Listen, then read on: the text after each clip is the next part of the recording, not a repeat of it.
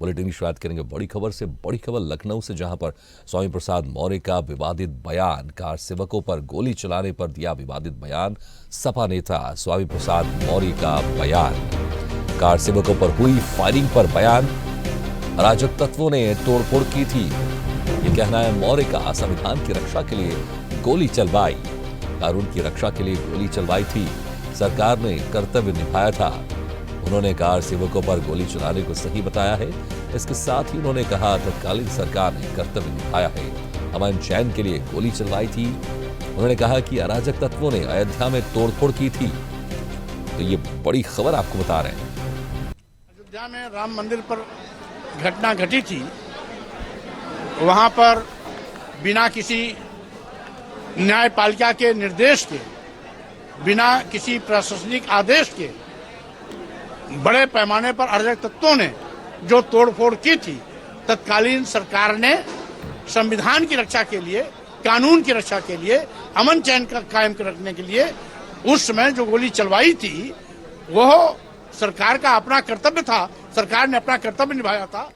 तो जिस तरह से यहाँ पर सपा नेता स्वामी प्रसाद मौर्य का बयान आया है कि अयोध्या में अराजक तत्वों ने तोड़फोड़ की थी, इसलिए संविधान की रक्षा के लिए गोली चलाई, तो कार सेवकों पर जो गोली चली थी उसको यहाँ पर स्वामी प्रसाद मौर्य ने सही ठहराया है।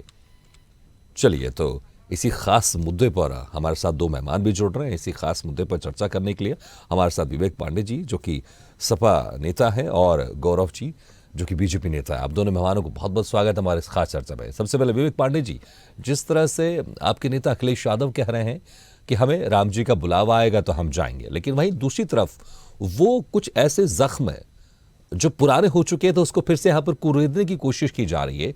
स्वामी प्रसाद मौर्य ने कहा कि जो हुआ अच्छा हुआ, संविधान की रक्षा करने के लिए गोली चलाई, बहुत अच्छा हुआ, क्योंकि कुछ अराजक तत्वों ने वहां पर तोड़फोड़ की थी। तो कुछ ऐसे जख्म जो पुराने हो चुके हैं, उसको फिर से क्यों कुरेदा जा रहा है आपकी पार्टियों की तरफ से? बहुत अच्छा विषय आज आपने उठाया है। हम तो ये कहेंगे कि पुराने जख्मों की बात ही नहीं है। इन जख्मों को कुरेदने का काम कौन करता है? और मैं तो ये पूछ रहा हूँ कि अभी योगी सरकार में बरेली के एसपी प्रभाकर चौधरी जी ने एक भीड़ को नियंत्रित करने के लिए, जो कि धार्मिक रैली थी, उस धार्मिक कार्यक्रम में जिस तरीके की अराजकता थी उसको नियंत्रण करने के लिए लाठी चलाई और 24 घंटे के अंदर उनका ट्रांसफर कर दिया जाता है।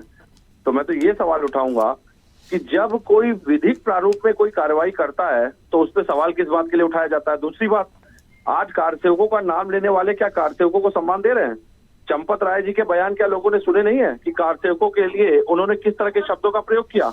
सबसे बड़ी बात यह है कि राजनीतिक लक्ष्यों को साधने के लिए कार सेवकों का नाम लेकर के भाजपा केवल और केवल उन्माद फैलाने का काम करती है, और कार सेवकों के प्रति न कोई सहानुभूति है, न कार सेवकों के परिवार। अगर भाजपा इतनी कार सेवकों के लिए हितैषी है तो क्यों नहीं कार सेवकों के परिवारों को आजीवन पेंशन देती जो शहीद हो गए थे? क्यों उनकी मूर्तियां नहीं लगवाई?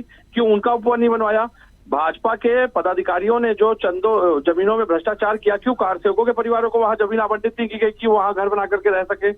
तो मुद्दा यह है कि कार सेवकों के नाम पे केवल और केवल उन्माद फैलाना, कार सेवकों के नाम का केवल राजनीतिक इस्तेमाल करना, और कार सेवकों के लेकिन जब आपके नेता कहते हैं, विवेक जी, आपके नेता कहते हैं कार सेवकों पर जो गोली चली थी वो सही थी क्योंकि संविधान की रक्षा थी, अपने नेता को लेकर आप कुछ नहीं कहेंगे? नहीं, मैं तो कह रहा हूँ, मैं तो बिल्कुल कह रहा हूँ कि कार सेवकों पे उस समय जब गोली चलवाई गई थी, उस समय उत्तर प्रदेश का प्रमुख सचिव कौन था? और बाद में उसको सरकार किसकी थी? सरकार तो आपकी थी ना। तो मेरी बात तो आ जाए, मेरी बात आने दीजिए। मैं तो ये कह रहा हूँ कि प्रशासनिक आधार पर यह फैसला किसने लिया था? और बिल्कुल ये बात बिल्कुल जायज बात है कि जब प्रशासनिक आधार पर अधिकारी कोई भी फैसला लेगा तो सरकार जिसकी होगी जिम्मेदारी उसकी तय होगी। लेकिन सुप्रीम कोर्ट ने भी तो इसे संवैधानिक प्रारूप में माना था, कानूनी कार्रवाई। अगर ऐसा नहीं होता तो मैं तो कह रहा हूँ मुलायम सिंह जी को पद्म विभूषण देने की जगह आपने जेल क्यों नहीं भेज दिया? ठीक है, बताइए मुझे इस बात पे। गौरव मिश्रा जी, क्या आपत्ति है आपको स्वामी प्रसाद मौर्य के बयान से?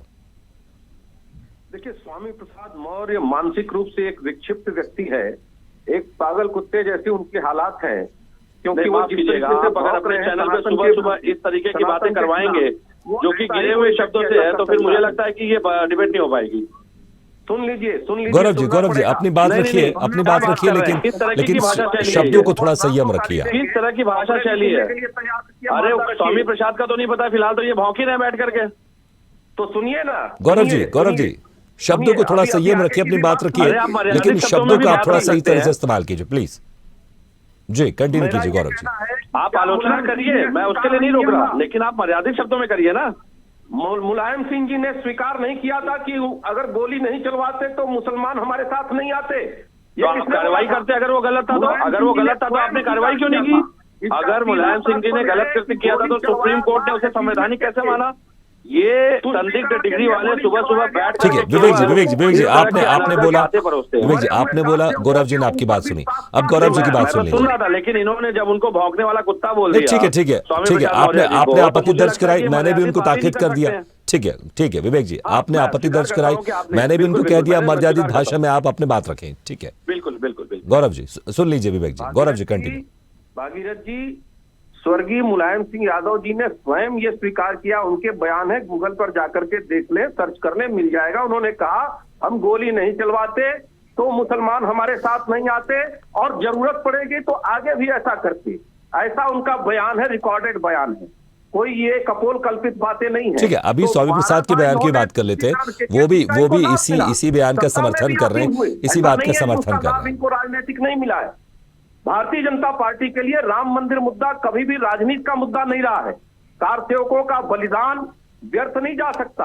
आज स्वामी प्रसाद मौर्य जिस तरीके का बयान दे रहे हैं वो समाजवादी पार्टी का अधिकृत बयान है, वो माननीय अखिलेश यादव जी का अधिकृत बयान है, क्योंकि इनके पार्टी के वो महासचिव है। ठीक है, ठीक है, समय, ठीक है, ठीक है गौरव जी, समय की कुछ हमारे पास बाध्यता है, हम कुछ प्रतिक्रिया चाहते थे आप लोगों से, आप लोगों ने प्रतिक्रिया दी, लेकिन यहाँ पर एक बार फिर से बयान जो कई साल पहले घटित एक घटना थी उसको लेकर फिर से स्वामी प्रसाद मौर्य ने एक बयान दिया।